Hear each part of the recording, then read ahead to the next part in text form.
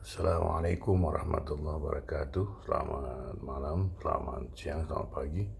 Salam, Om Swastiastu, Namo Buddhaya, salam Rahayu, salam Latis. Terima kasih atas kehadiran teman-teman untuk menyaksikan YouTube Latis ini dari awal hingga terakhir. Dan terima kasih juga telah subscribe, like, dan share, dan komen. Nah, malam ini kita membicarakan tentang sebuah eh, apa namanya struktur struktur kekuatan berpikir yang memang belum dimiliki. Nah, di sisi yang lain juga bahwa struktur pemikiran kita ini banyak berkiblat pada luar bangsa kita, seperti di mana seperti Amerika, Eropa. Itulah jadi struktur cara berpikir bangsa ini dengan melihat hal-hal yang mereka pahami. Jadi mereka datang ke sana adalah bukan untuk menyiapkan diri mereka sebagai manusia yang baru, tapi mereka menyiapkan diri mereka untuk membawa budaya yang mereka pelajari dari sana untuk kembali ke Indonesia. Nah, budaya ini bukan diasimilasikan, tapi justru dipadatkan pada dirinya untuk dimunculkan ke tengah masyarakat sebagai budaya yang dia bawa. Jadi dia melekatkan diri pada budaya asing tersebut. Hingga dia tidak pernah keluar dari dirinya. Dia tidak pernah, budaya asingnya tidak pernah keluar dari dirinya, dan ini dijadikan sebuah alat memperkenalkan dirinya pada pihak-pihak yang ada di luar dirinya. Itu yang terjadi pada saat ini. Nah, karena kenapa itu terjadi? Ya, pembahasan telah saya bahas di video-video yang lalu. Nah, jadi kelekatan antara orang yang dikirim ke luar negeri dan kembali ke Indonesia, tapi dia bukan mengasimilasikan apa yang ada dari hasil budaya bangsa lain, tapi dia memadatkan dirinya dalam budaya tersebut, hingga dia tidak pernah keluar dari cara berpikirnya dengan dengan cara asing tersebut. Nah, di Indonesia sendiri hilang semuanya. Kenapa hilang? Ya itu tadi, karena memang tidak ada bentuk awal dari cara berpikirnya. Seperti itu. Nah, di sini muncullah yang mencoba mensasrakan lewat lewat lewat sebuah tulisan menjadi sebuah literasi, menjadi sebuah buku-buku yang bernama Pramudia Anantatur. Dia coba melukiskan kesejarahan bangsa ini melalui fiksi dan fakta, seperti itu. Nah, tapi dia hanya melukiskan apa yang telah digambarkan pada kejadian-kejadian di masa lalu, hingga membawa adanya interaksi pada diri pembaca terlibat dalam sebuah buku tersebut melalui emosinya. Setelah dia baca, dia pahami, emosinya tuh bermain. Seperti itu. Kenapa? Karena dia dibakar oleh kalimat atau kata. Lewat jadi munculkan oleh Pramudia Anantatur. Seperti bukunya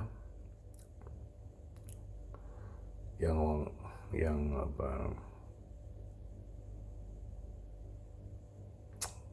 saya lupa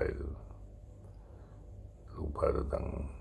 Nah, juga dia tentang laut samudra itu,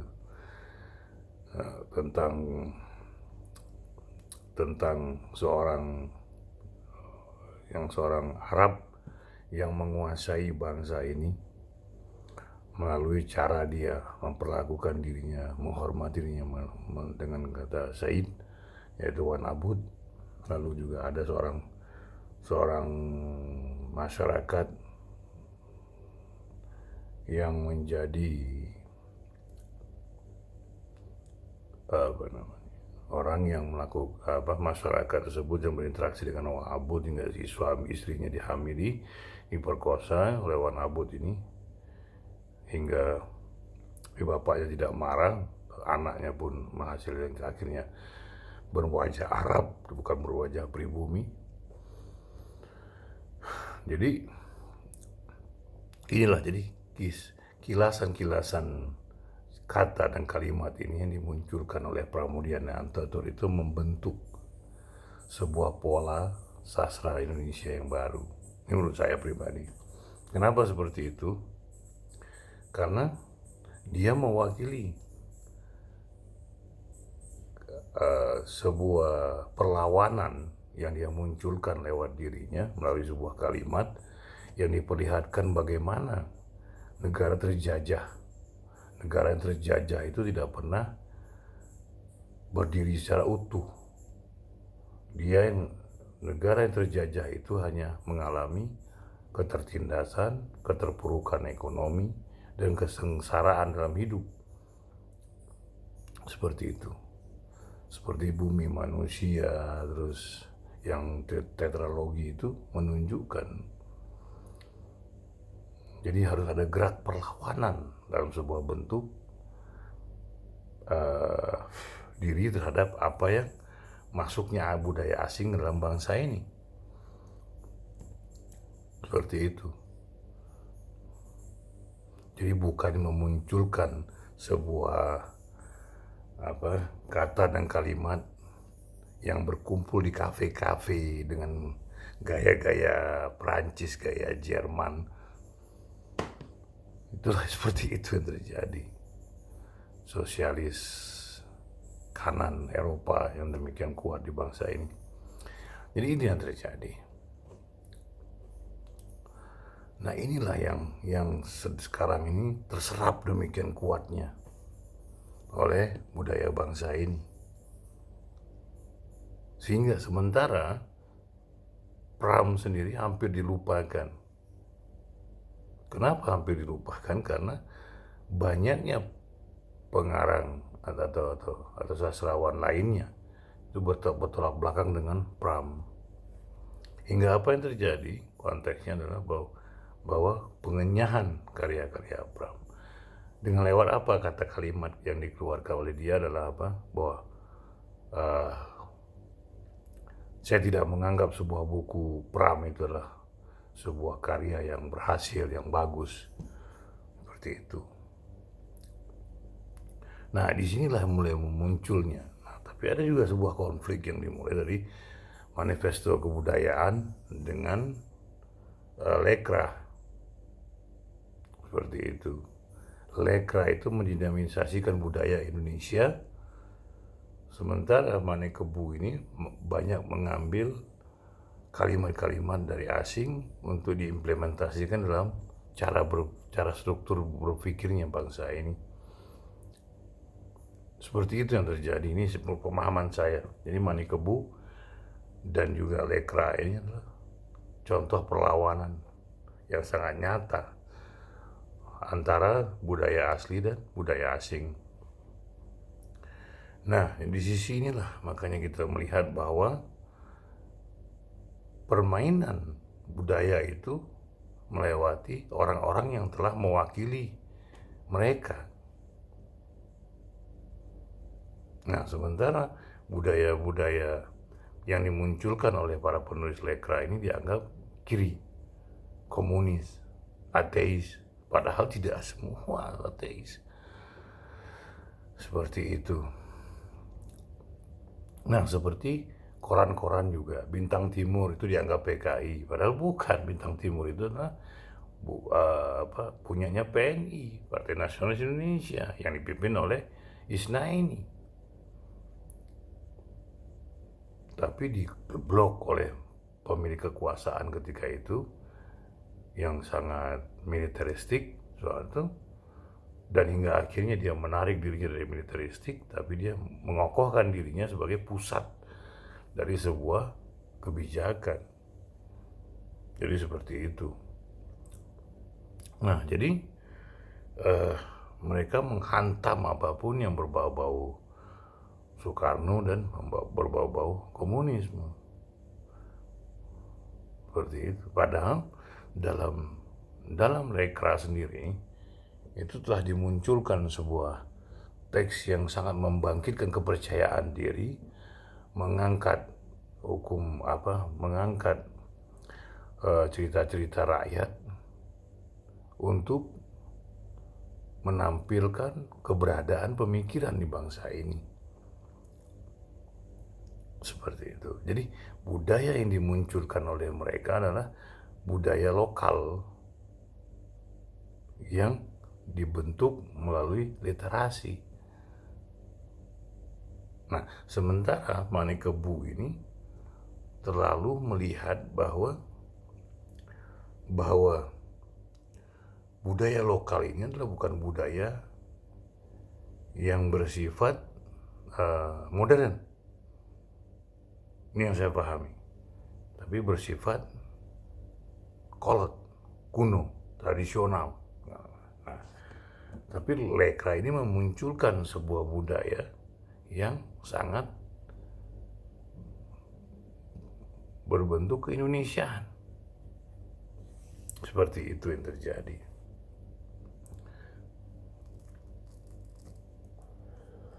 Nah, disinilah akhirnya Lekra dibubarkan, tertuduh sebagai komunis. Sementara Nyoto sendiri menyatakan dalam salah satu saya lupa di mana saya baca tentang itu, karena banyak koran majalah dan majalah-majalah itu hilang karena banjir, terendam. Banyak buku-buku saya juga tentang ini hilang karena terendam banjir.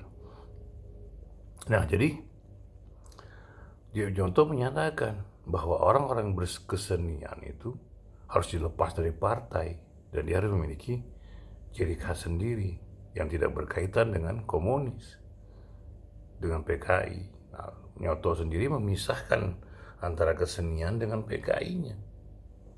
Karena Nyoto itu adalah ketua Lekra ketika itu. Dan Nyoto menampik bahwa Lekra adalah bagian dari PKI. Seperti itu. Walaupun Nyoto pada akhir-akhirnya mengatakan bahwa dia seorang nasionalis, bukan seorang Leninis atau Marxis atau Mao Zedong, seperti itu. Nah, jadi dua hal inilah yang membuat hilangnya karakter. Ketika Lekra dihilangkan, menonjolnya ini sebagai bagian dari proses pemberdayaan literasi, tapi tidak mengikat ke masyarakat. Kenapa? Karena dia tidak pernah membawa ruhnya pemikiran bangsa ini. Seperti itu. Jadi mengangkat sesuatu yang memiliki bukan lokal. Seperti itu. Nah, tapi akhirnya Lekra dibubarkan. Nah, Lekra hilang, Manikebu berjalan terus-menerus. Nah, tapi di sisi yang lain, satu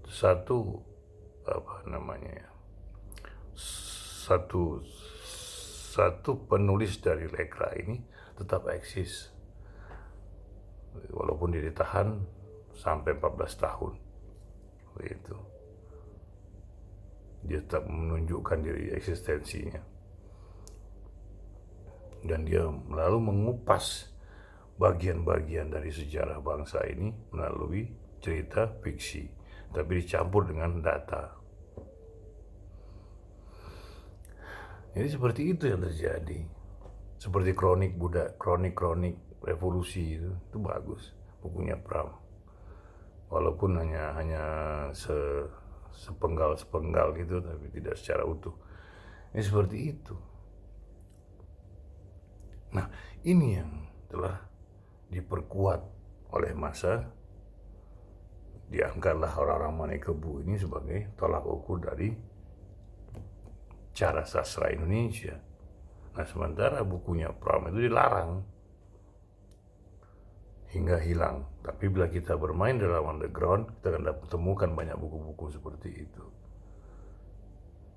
Nah, dalam politik, bukunya Tan Malaka hilang, nggak boleh muncul ke permukaan. Yang mengedarkan pun dapat kena penjara berapa tahun gitu. Seperti itu. Karena mengadarkan paham komunisme. Buatan Malaka itu tidak memiliki pemahaman komunis kecuali di awal-awal saja.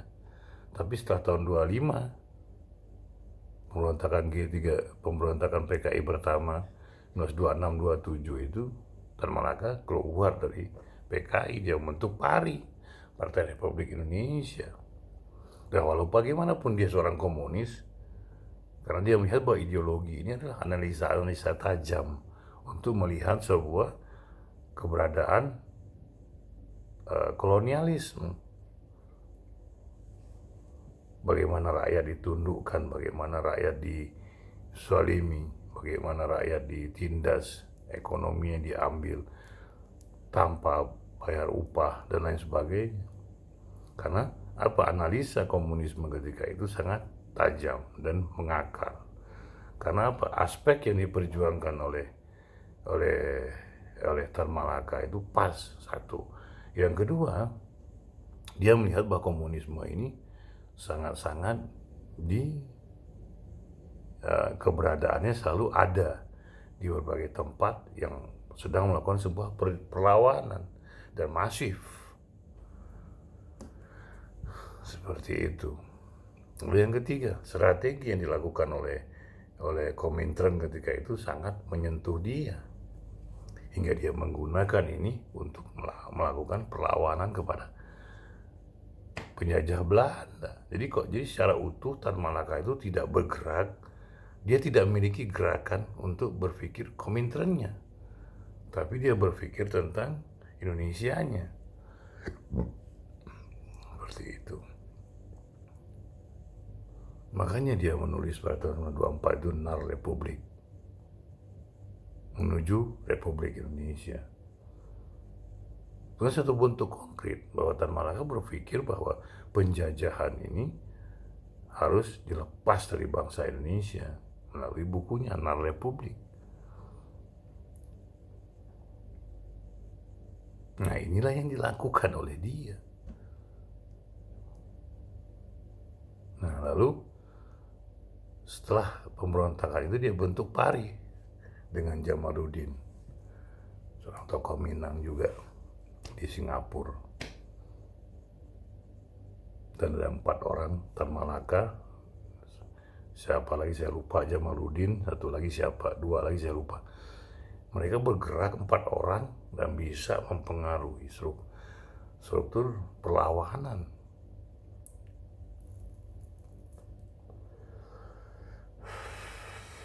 Seperti itu. Jadi Tan Malaka ini hanya menggunakan komunisme ini sebagai alat untuk untuk melepas bangsa ini dari penjajahan. Jadi bukan dia menyatakan dirinya sebagai komunis. Kenapa? Karena dia melihat bahwa komunis sebagai alat yang pas untuk melakukan sebuah perlawanan di Indonesia.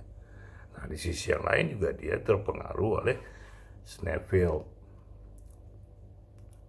Nah, selain itu dia juga melihat bahwa Semaun, Darsono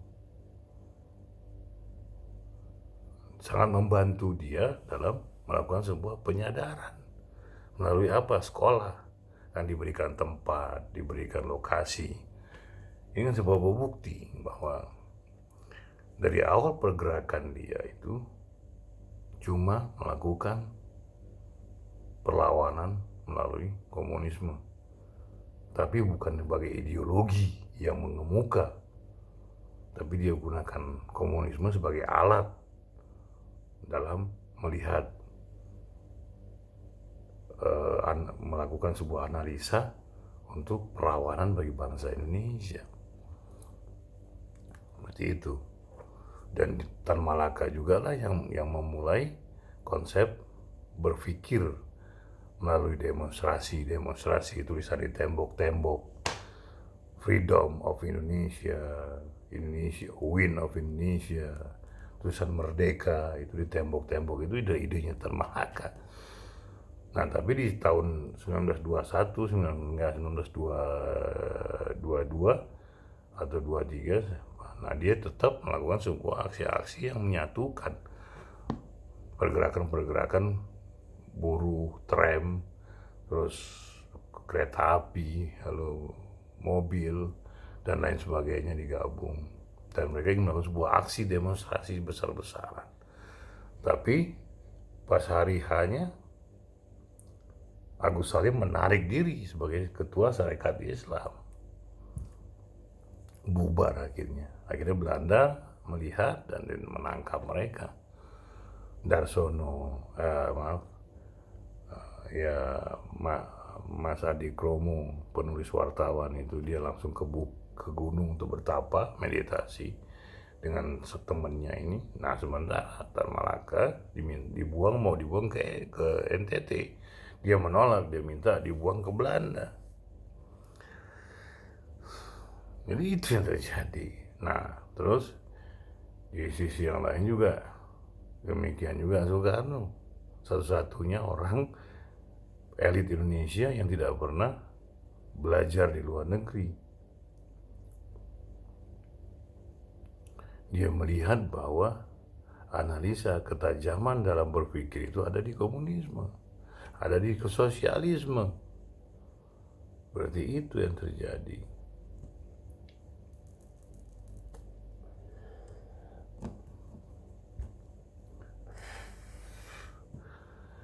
Nah, jadi bukan sebagai alat untuk mengakui keberadaan ideologi komunisme, bukan, tapi sebagai alat tujuan awal untuk melakukan sebuah penyadaran dalam literasi, juga penyadaran terhadap memunculkan self belonging nasionalisme.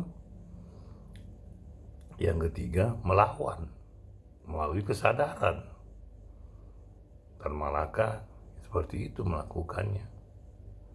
Soekarno memakai teorinya mass forming.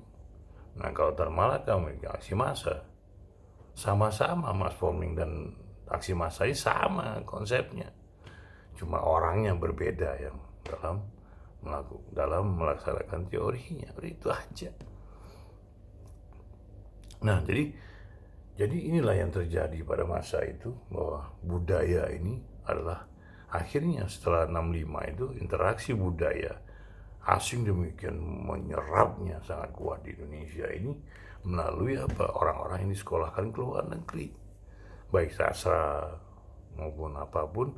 Mereka lebih eksis karena kenapa? Karena mereka tidak dilarang. Seperti itu. Tapi orang-orang yang berkedudukan di Lekra ini hilang. Buku mereka pun ya itu, maka kita harus mencari di underground, bawah tanah, bisik-bisik gitu, baru kita dapat buku. Tapi kalau tidak, ya tidak dapat buku gitu. Seperti itu. Nah, jadi yang membuat kekuatan asing ini demikian dominan di bangsa ini itu tadi, karena tidak diberinya kekuatan pada literasi yang Indonesianis. Seperti itu.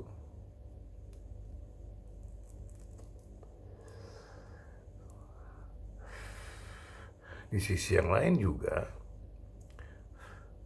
pemerintah yang berkuasa ketika itu setelah penggulingan Gestok atau coup d'etat terhadap Soekarno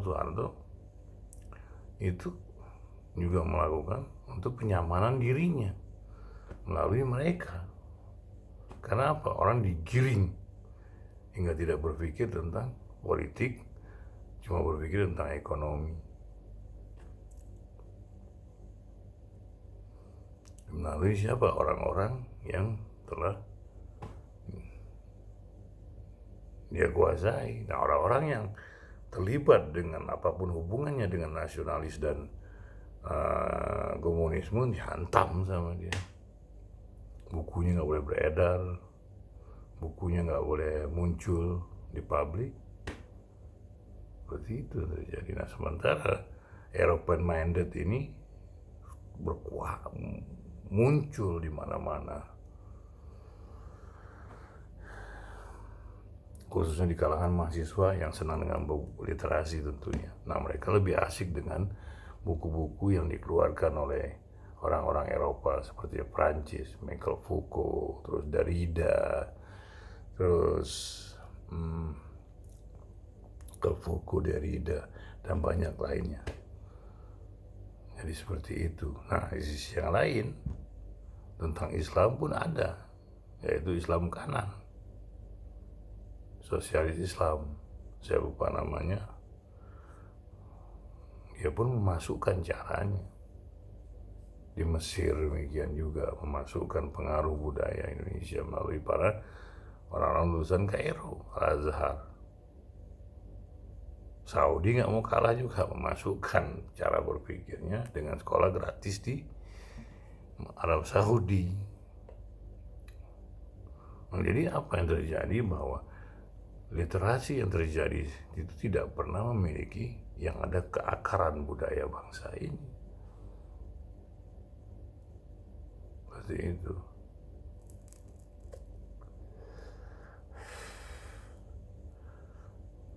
Jadi inilah analisa-analisa yang harus kita pahami bersama dulu sebelum kita menjangkau dengan urusan luar negeri nantinya. Seperti itu.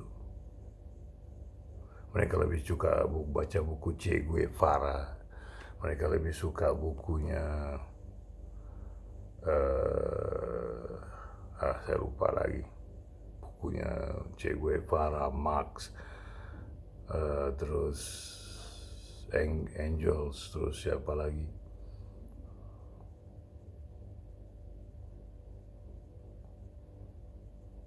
Hingga pendominasian cara berpikirnya itu cara Eropa minded yang kuat.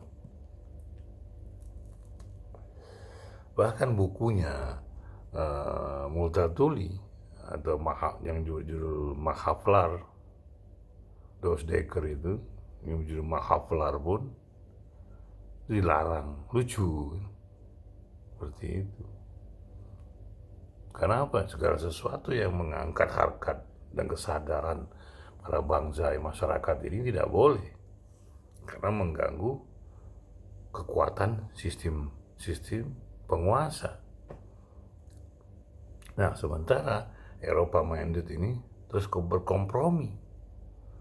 Karena apa? Mereka asik dalam dunia ekstasi ilmu pengetahuan, tapi tidak pernah berpijak pada masalah masyarakat. Seperti itu. Nah, sementara seperti bukunya Pram, terus bukunya berapa orang, buku Tan Malaka, bukunya siapa lagi, saya lupa lagi lah, Nyoto, itu dilarang. Hingga inilah yang memuncak cara berpikir bangsa ini berubah. Akhirnya berpikir secara Eropa minded. Ada sesuatu yang muncul di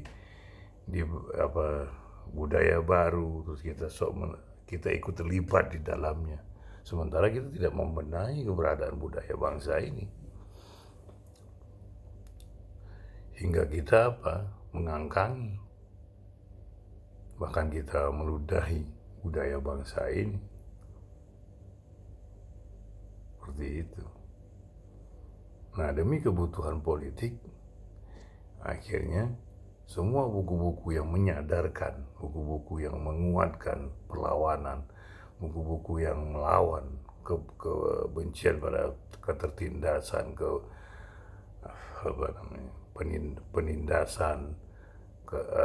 penindasan, ketidakadilan, kebenaran itu dihilangkan. Karena apa? Bila masyarakat sadar, maka dia tidak akan berkuasa lama dan mereka tidak bisa mampu mengerus uang bangsa ini.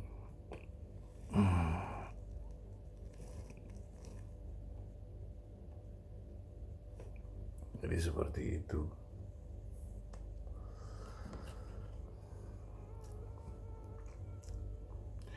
Jangan pikir Tan Malaka seorang komunis. Bukan, Tan Malaka itu bukan seorang komunis. Tapi menggunakan alat komunis sebagai bahan untuk membuat analisa-analisa. Atau sebagai bahan teorinya itu dari Marx. Masuk ke prakteknya dalam bangsa ini. Karena memang cocok. Cocoknya di mana? Karena adanya sebuah penindasan, adanya sebuah penjajahan, adanya ketidakadilan, adanya kreasi kebenaran-kebenaran yang diciptakan menurut mereka. Kan seperti itu yang terjadi. Nah, ini yang terjadi akhirnya. Sementara Pramudia sendiri selalu bergerak untuk mengaktifkan nalar manusia dalam penindasan, dalam perlawanan terhadap ketidakadilan, ketidakbenaran. Seperti itu yang terjadi.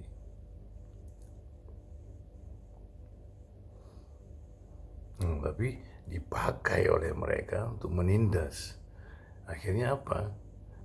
Bila ini dibuka secara umum, maka yang terjadi apa? Ada kesadaran dalam pemikiran bangsa ini. Hingga dijauhilah segala sesuatu yang membangkitkan sebuah kesadaran oleh rezim militeristik ini. Seperti itu yang terjadi. Hingga aksi-aksi dari sebuah kebenaran pun terhapus. Digantilah oleh sebuah dari Eropa minded ini yang asik berdiskusi, yang asik bermain dengan kata-kata, yang asik bermain dengan narasi, tapi tidak memberikan sesuatu yang berarti bagi masyarakat banyak. Inilah pola awal hingga kita tidak memiliki struktur berpikir hingga saat ini. Versi nasional Indonesia.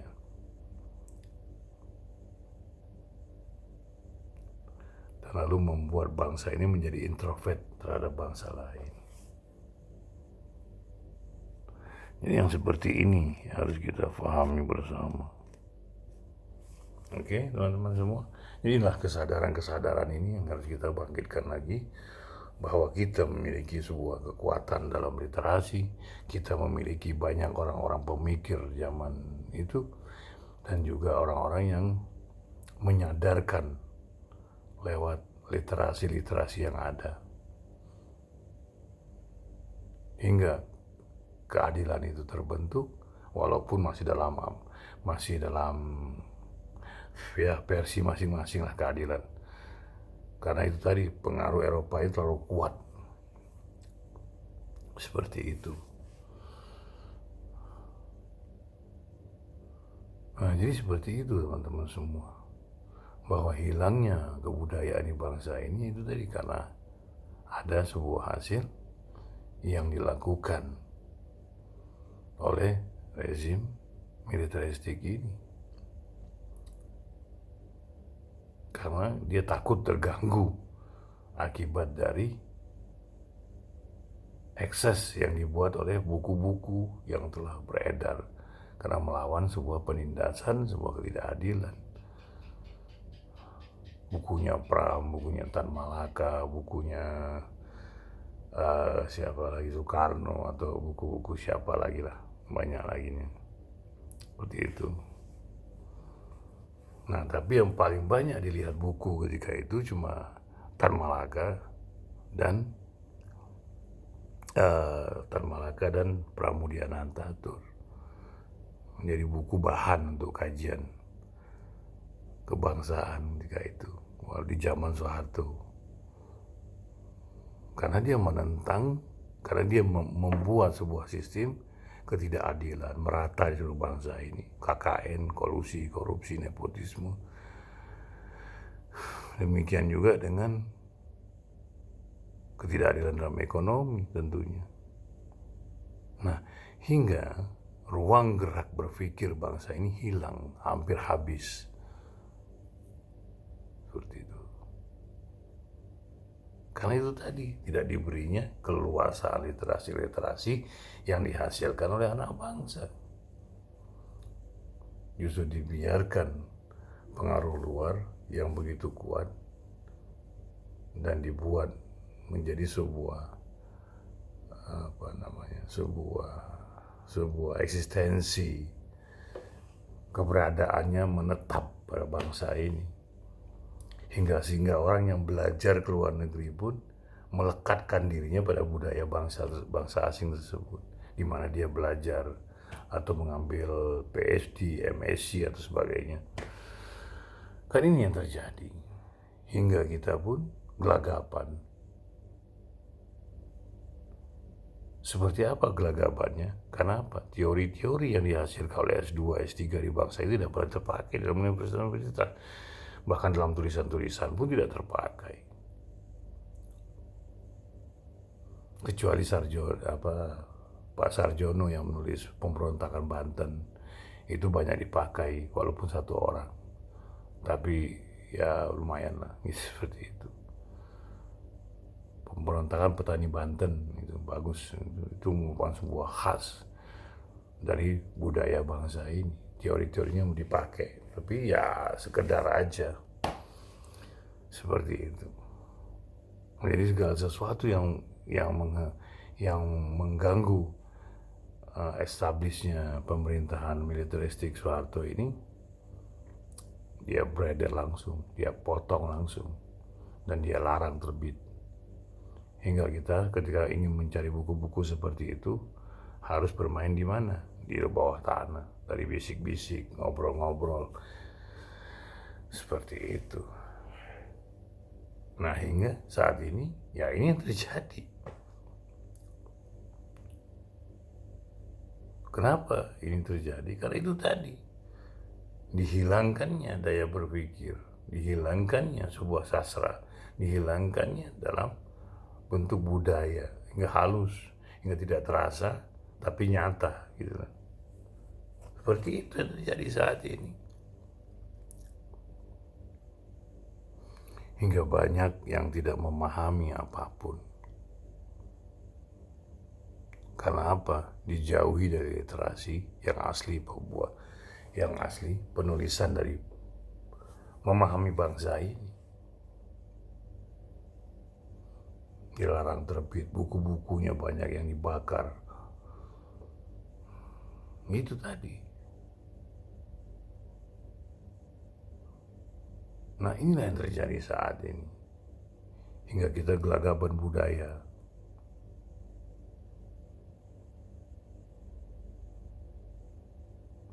Karena ruang untuk berbicara tentang budaya bangsa ini sangat sempit.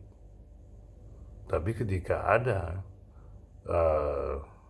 budaya asing yang ingin dipromosikan kepada bangsa ini, cepat disambutnya.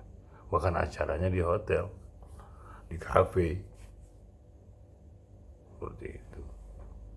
Inilah yang terjadi teman semua. Hingga kita pun hingga saat ini hilang budaya. Hampir di atas setengah hilang budaya bangsa ini. Tapi dalam gerak budaya masih aktif. Seperti apa? Tari, nyanyian, terus syair, itu masih ada, masih banyak lah. Karena apa? Karena digunakan untuk berhubungan dengan bangsa asing. Tarian-tarian ketika duta besar ada acara manggil orang Indonesia untuk menari di sebuah negara, itu masih kuat karena budaya gerak ini masih tetap eksis sampai saat ini. Tapi yang hilang itu adalah budaya berpikir bangsa ini. Seperti itu. Budaya gerak itu sangat kuat, tapi budaya berpikir ini yang hilang.